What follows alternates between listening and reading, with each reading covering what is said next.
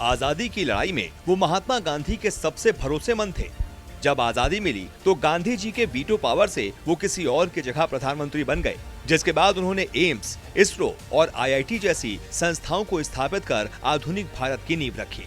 जिस भारत में सुई तक नहीं बनती थी, लेकिन उस शख्स की सोच की वजह से आज भारत हवाई जहाज बना रहा है। बतौर प्रधानमंत्री वो 16-17 घंटे काम करते थे। जिन्ना ने जब पाकिस्तान बनाने की मांग की तो वो भड़क गए। जब उनका निधन हुआ तो पूरा देश रोया था। अनसुनी कहानियों में आज आपको भारत के पहले प्रधानमंत्री पंडित जवाहरलाल नेहरू की कहानियां सुनाते हैं।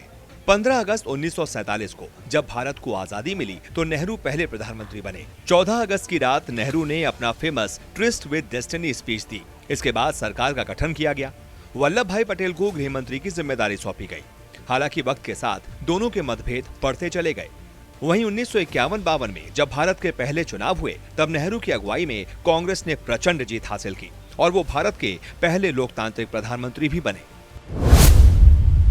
पंडित नेहरू को प्रधानमंत्री बनाने में महात्मा गांधी ने बड़ी भूमिका निभाई, लेकिन दोनों के मुलाकात के पीछे भी मजेदार कहानी है। दोनों की पहली मुलाकात 1916 में लखनऊ में हुई थी। चारबाग स्टेशन पर बैठकर दोनों ने अंग्रेजी हुकूमत के खिलाफ प्लानिंग की थी। उन दिनों नेहरू की उम्र 27 साल तो महात्मा गांधी की उम्र 47 साल थी। बैठक में नेहरू ने गांधी जी से देश के युवाओं और मजदूर वर्ग की ओर ध्यान देने की अपील की थी। नेहरू चाहते थे कि गांधी देश के मजदूरों को विदेशों में जाकर काम करने से रोके। पहली मुलाकात में ही गांधी जी नेहरू से बेहद प्रभावित हो गए, जिसके बाद उन्होंने 1919 में इलाहाबाद के होम रूल लीग के सेक्रेटरी बनाया गया। गांधी जी के संपर्क में आने के बाद नेहरू आजादी की लड़ाई के योद्धा बन गए। अपनी आत्मकथा टुवर्ड्स फ्रीडम में नेहरू ने अपनी और गांधी जी की पहली मुलाकात के बारे में बताया है। गांधी जी से मेरी पहली मुलाकात 1916 में कांग्रेस के लखनऊ अधिवेशन में हुई थी।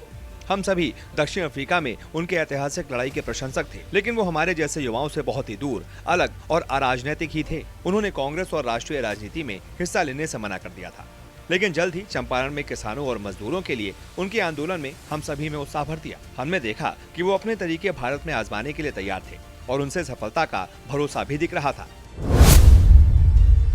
आजादी के बाद नेहरू भारत के प्रधानमंत्री बने तो मोहम्मद अली जिन्ना पाकिस्तान के भाग्य विधाता। नेहरू और जिन्ना दोनों ने ही लंदन से बैरिस्टर की ट्रेनिंग ली थी। जिन्ना के मुस्लिम देश बनाने के फैसले से नेहरू नाराज थे। नेहरू जानते थे कि भारत में मुस्लिमों को दबाया नहीं गया। नेहरू ने कई मौकों पर जिन्ना की आलोचना भी की थी। गौरतलब है 1937 के चुनावों में मुस्लिम लीग को मुसलमानों के 5% से भी कम वोट मिले। इसके बावजूद जिन्ना खुद को मुसलमानों का नुमाइंदा पेश करते थे। एक समय नेहरू जिन्ना को पत्र लिखते थे, लेकिन बाद में उन्होंने जिन्ना को पत्र लिखना छोड़ दिया। 1943 में आजादी से 4 साल पहले ही नेहरू का जिन्ना से इस कदर मोहभंग हो चुका था कि वो उन्हें उनका पाकिस्तान देने के लिए तैयार हो गए थे। नेहरू ने अपनी जेल डायरी में लिखा, जिन्ना को अपने छोटे से देश को चलाने देने का फायदा ये होगा कि वो भारत के विकास में रोड़े कम अटकाएंगे। हालांकि तब तक नेहरू ने पाकिस्तान की मांग को सार्वजनिक तौर से स्वीकार नहीं किया था। 1944 में जिन्ना ने मुस्लिम लीग के सम्मेलन में 3 घंटे तक भाषण दिया, जिस पर प्रतिक्रिया देते हुए नेहरू ने कहा था, जिन्ना ने कितना मुखर, अशिष्ट, भड़कीला और अहंकारी भाषण दिया। भारत का और यहाँ के मुसलमानों का ये कितना बड़ा दुर्भाग्य है कि उन पर इस शख्स का इतना असर है।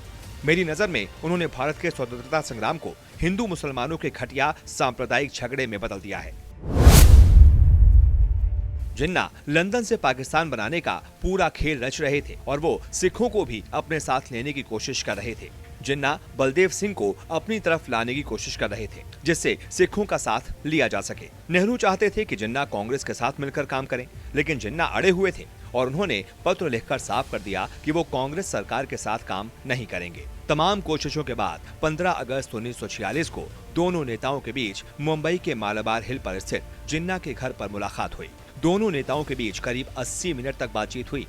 नेहरू जिन्ना को समझाने में नाकामयाब रहे। 7 अप्रैल 1947 को जिन्ना अपनी बहन के साथ कराची चले गए। नेहरू जी के बारे में कहा जाता है कि वो हमेशा ऊर्जा से भरे रहते थे। 16-17 घंटा वो काम करते। आजादी के दौरान हुए दंगों के दौरान उन्होंने पंजाब के दंगाग्रस्त इलाकों का दौरा किया था। देर रात तक काम करने के बावजूद अगले दिन के लिए वह सुबह सुबह तैयार हो जाते। बैठकों और फाइलों के अंबार के बीच भी नेहरू का ध्यान छोटी से छोटी चीजों पर भी जाता था। शशि थरूर ने अपनी किताब में दावा किया है कि पंडित नेहरू अफसरों का भी काम खुद ही कर दिया करते थे।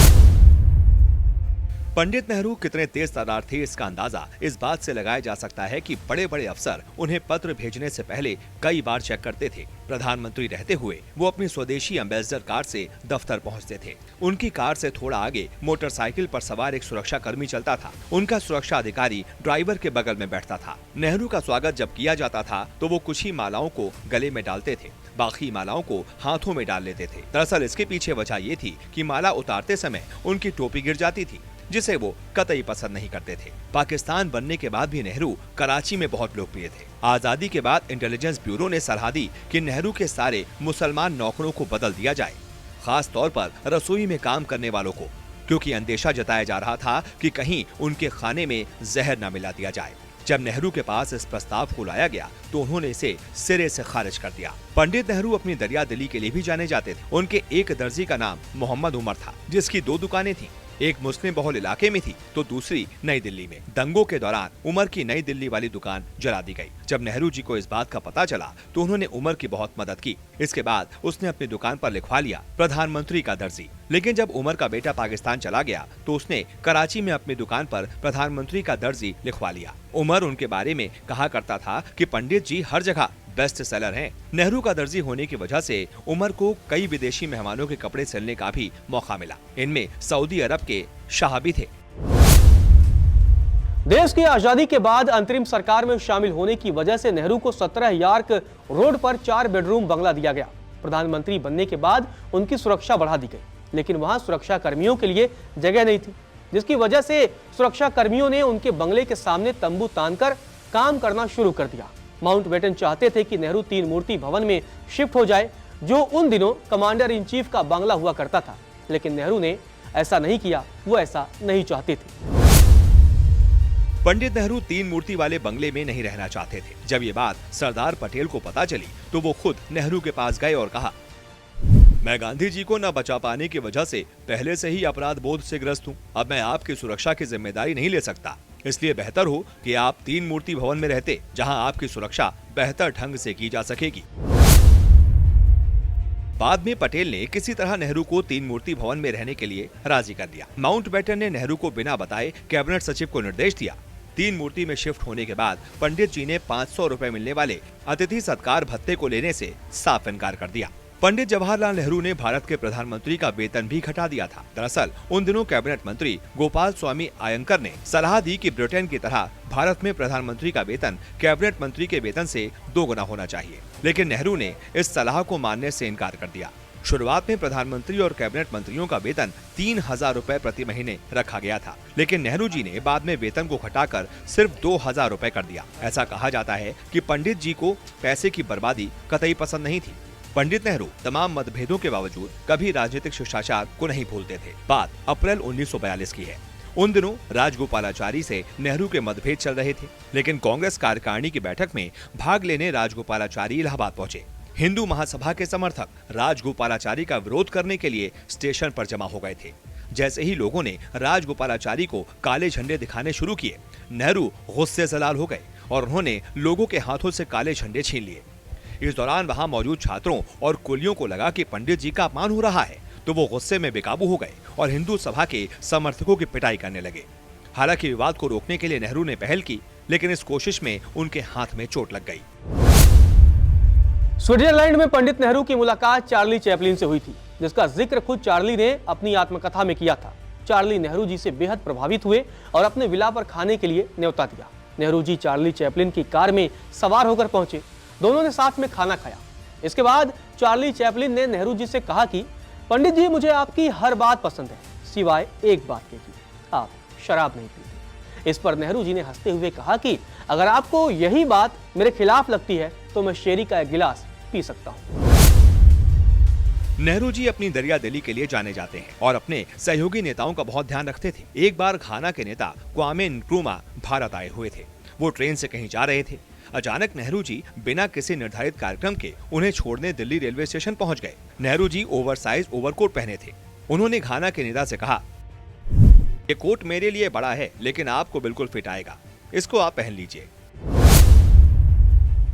इनक्रूमा ने उसे तुरंत पहन लिया। वो उनको बिल्कुल सही आया। जब ट्रेन चल पड़ी तो उन्होंने उस कोट की जेब में हाथ डाला।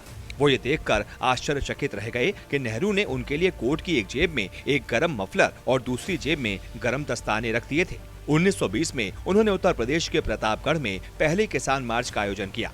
1920-22 में असहयोग आंदोलन के दौरान नेहरू को 2 बार जेल हुई। सितंबर 1923 में वो ऑल इंडिया कांग्रेस कमेटी के जनरल सेक्रेटरी बने।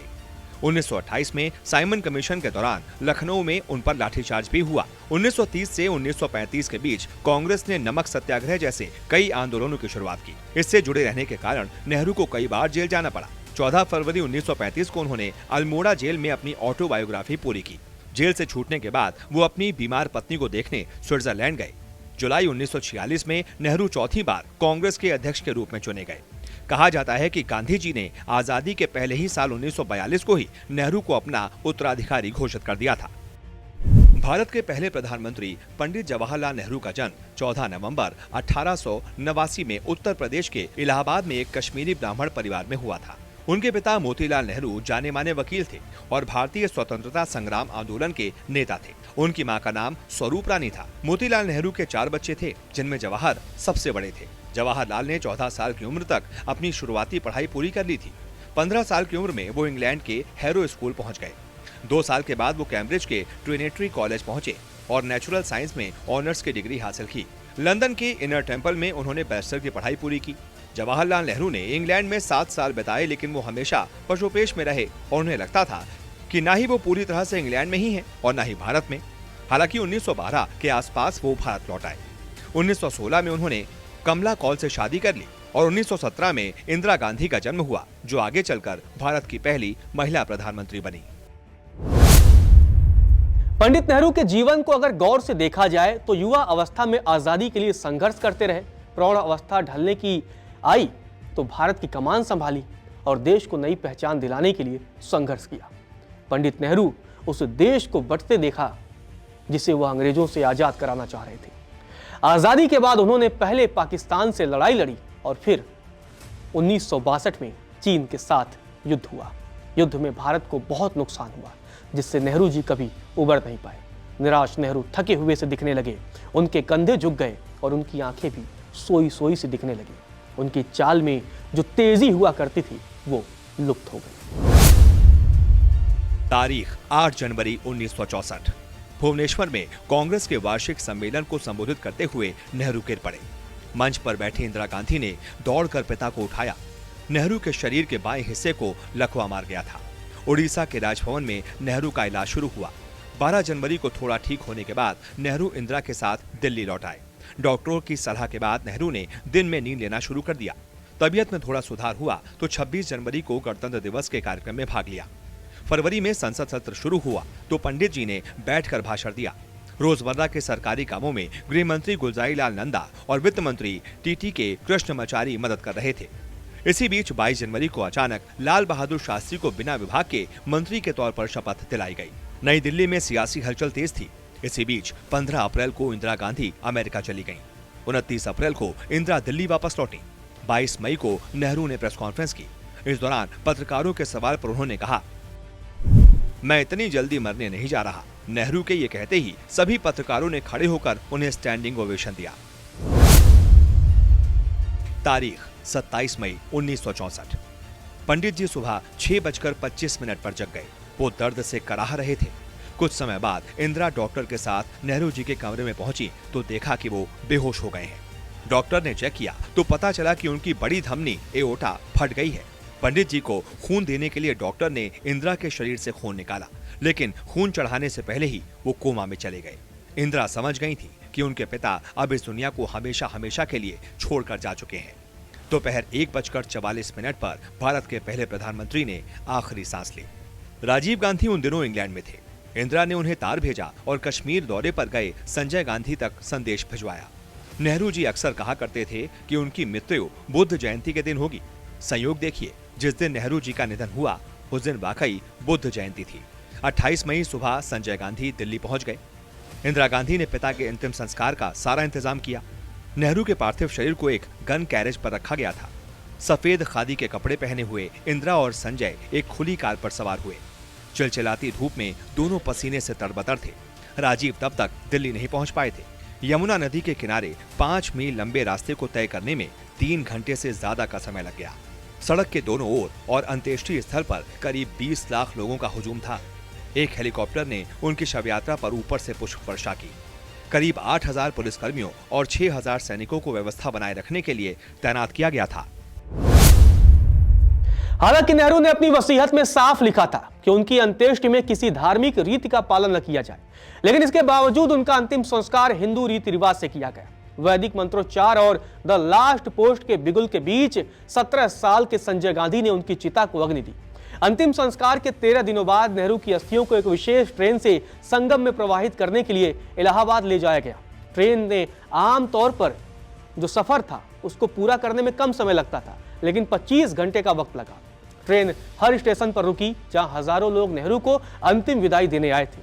संगम में नेहरू जी की अस्थियां विसर्जित करने के साथ भारतीय राजनीति के एक युग का अंत हो गया। अनसुनी कहानियां में आज सिर्फ इतना ही। अगले एपिसोड में मिलते हैं एक और चर्चित शख्सियत की अनसुनी कहानियां के साथ।